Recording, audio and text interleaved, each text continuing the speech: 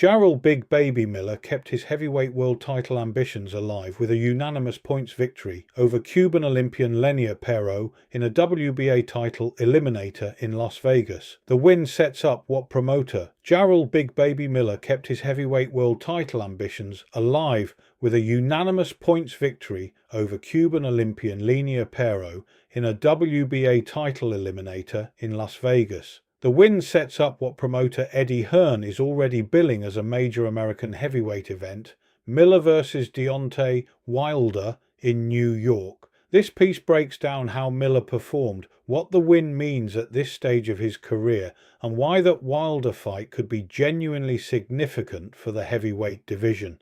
At 305 pounds, and with a new trainer in his corner for the first time, Jarrell Miller arrived in Las Vegas on Saturday night with something to prove beyond the result.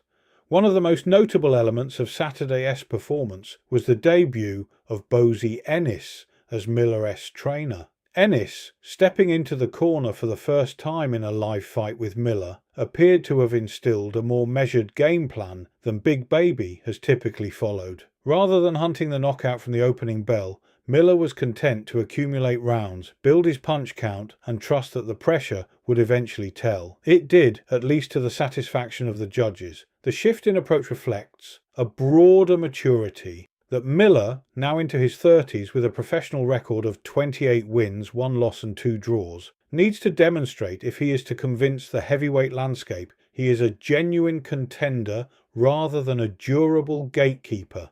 Ennis has a reputation for developing disciplined, high-output fighters, and there were glimpses in the Pero fight of what that partnership could produce if given time to fully develop. Miller's ringside comments after the Pero fight were revealing in terms of both his tactical thinking and his physical condition.